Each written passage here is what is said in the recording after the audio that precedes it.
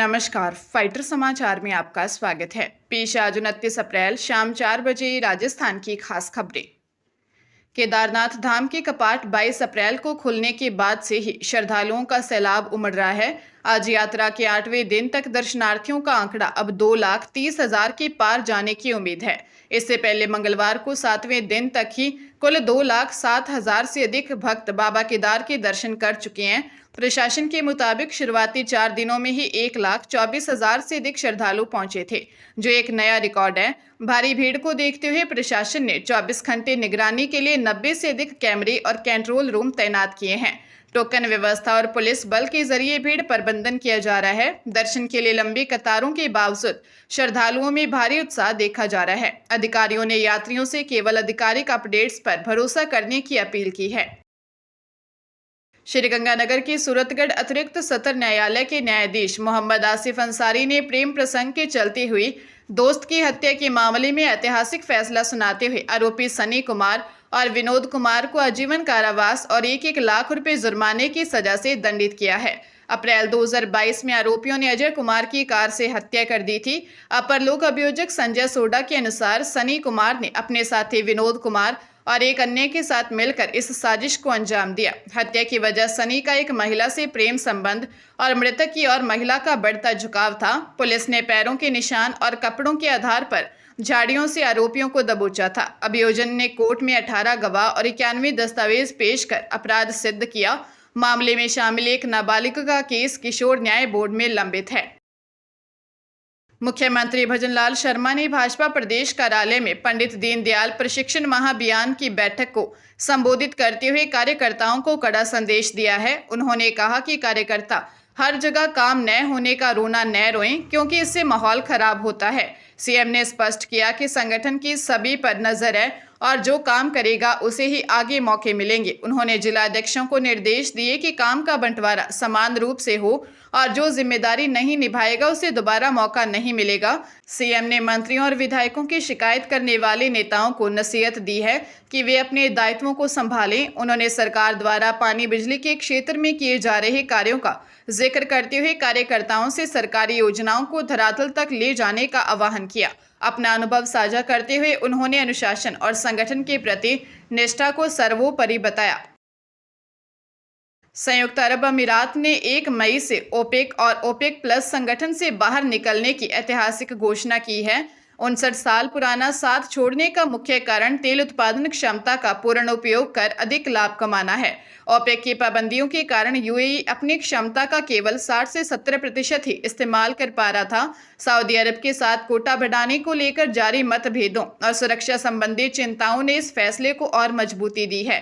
UAE के इस कदम से वैश्विक बाजार में तेल की आपूर्ति बढ़ेगी, जिससे कीमतों में $5 से $10 प्रति बैरल की गिरावट आ सकती है। इसका सीधा लाभ भारत को मिलेगा, जिससे देश का सालाना आयात बिल 50,000 से 1 लाख करोड़ रुपए तक कम हो सकता है। साथ ही अब यूएई भारत जैसे रणनीतिक साझेदारों को कच्चे तेल पर विशेष छूट और लचीले भुगतान शर्तें भी दे सकेगा।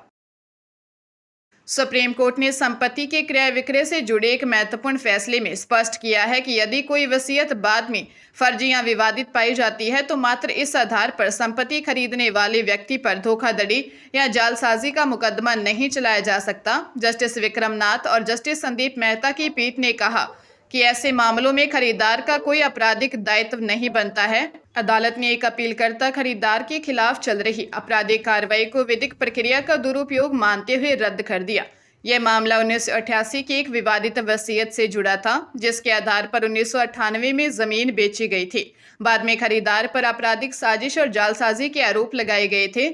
शीर्ष अदालत ने इस निर्णय से उन खरीदारों को बड़ी राहत मिलेगी जिन्होंने सद्भावना पूर्वक और बिना किसी आपराधिक मंशा के विवादित वसीयत वाली संपत्तियां खरीदी हैं। राजस्थान सरकार ने गजट नोटिफिकेशन जारी कर ट्रैफिक चालान व्यवस्था को पूरी तरह डिजिटल और पारदर्शी बना दिया है।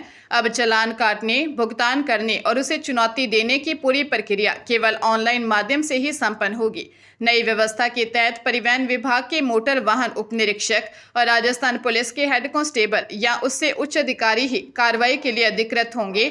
इस बदलाव का मुख्य उद्देश्य नगद लेन देन को समाप्त कर जवाबदेही सुनिश्चित करना है। नागरिक अब अपने चालान की स्थिति जांचने या उसे चुनौती देने के लिए परिवहन ई चालान और ITMS ई चालान पोर्टल का उपयोग कर सकेंगे। चालान राशि जमा करने के लिए भी इन्हीं डिजिटल प्लेटफॉर्मों का उपयोग अनिवार्य कर दिया गया है। इससे वाहन चालकों को दफ्तरों के चक्कर काटने से मुक्ति मिलेगी और पूरी प्रक्रिया अधिक व्यवस्थित होगी। यह कदम भ्रष्टाचार पर लगाम लगाने की दिशा में महत्वपूर्ण है। CBI ने लग्जरी गाड़ियों के फर्जी एक्सीडेंट दिखाकर बीमा क्लेम हड़पने वाले गिरोह के खिलाफ बड़ी कार्रवाई की है। जांच एजेंसी ने 48 वाहनों के नाम पर करीब 1 करोड़ 23 लाख रुपए का फर्जी क्लेम उठाने के मामले में न्यू इंडिया इंश्योरेंस के अधिकारियों, सर्वेयर और वर्कशॉप कर्मचारियों सहित 17 लोगों पर केस दर्ज किया है। 2019 से 2022 के बीच हुए इस घोटाले में गिरोह ने एक ही वाहन का साल में 3 बार तक एक्सीडेंट दिखाया था।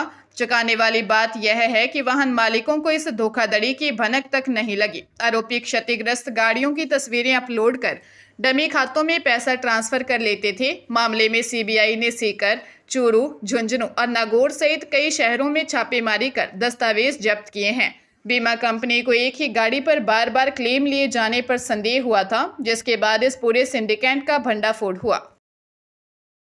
राजस्थान में सहायक प्रोफेसर बनने की राह देख रहे अभ्यर्थियों के लिए राहत भरी खबर है। प्रदेश में 3 साल के अंतराल के बाद राज्य पात्रता परीक्षा यानी सेट के आयोजन को मंजूरी मिल गई है। इस बार परीक्षा की जिम्मेदारी कोटा विश्वविद्यालय को सौंपी गई है, जिसने अधिसूचना जारी करने की प्रक्रिया शुरू कर दी है। इससे पहले यह परीक्षा 2023 में गोविंद गुरु जनजातीय विश्वविद्यालय बांसवाड़ा द्वारा आयोजित की गई थी। नियमों के अनुसार कॉलेज लेक्चरर और सहायक प्रोफेसर की भर्ती के लिए नेट या सेट उत्तीर्ण होना अनिवार्य है। उच्च शिक्षा विशेषज्ञों का मानना है कि इस परीक्षा के आयोजन से प्रदेश के हजारों योग्य युवाओं के लिए सरकारी और निजी विश्वविद्यालयों में रोजगार के नए अवसर खुलेंगे। लंबे समय से इस पात्रता परीक्षा का इंतजार कर रहे छात्रों के लिए यह एक सुनहरा मौका है, जिससे उच्च शिक्षा के क्षेत्र में गुणवत्तापूर्ण शिक्षकों की कमी को पूरा किया जा सकेगा।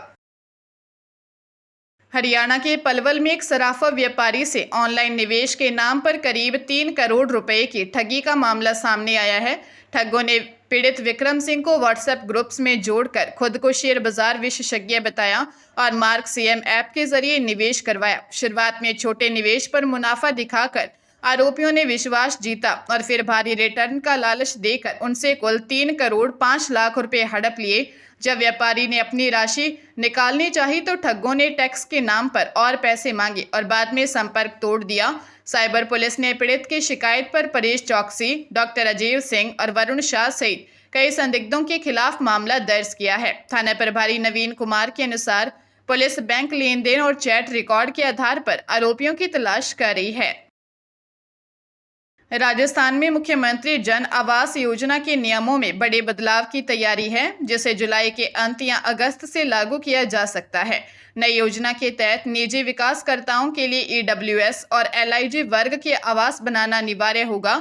यदि कोई बिल्डर ये आवास नहीं बनाना चाहता तो उसे 1600 रुपये प्रति वर्ग फीट की दर से नगद राशि सरकार को देनी होगी। इस हिसाब से EWS आवास के लिए 4,80,000 और LIG के लिए 7,20,000 रुपये का चार्ज लगेगा।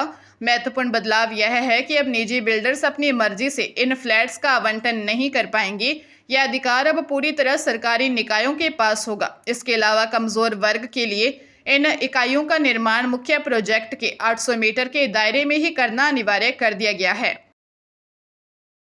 राजस्थान हाईकोर्ट ने चौथ का बरवाड़ा से 2 माह पूर्व अपहृत नाबालिग को 2 सप्ताह में बरामद करने के सख्त आदेश दिए। जस्टिस महेंद्र कुमार गोयल और जस्टिस भुवन गोयल की खंडपीठ ने कुंज बिहारी मीणा की बंदी प्रत्यक्षीकरण याचिका पर सुनवाई करते हुए कहा कि यदि पीड़िता बरामद नहीं होती है तो सवाई माधोपुर SP को हल्फनामा पेश कर पुलिस की विफलता का कारण बताना होगा।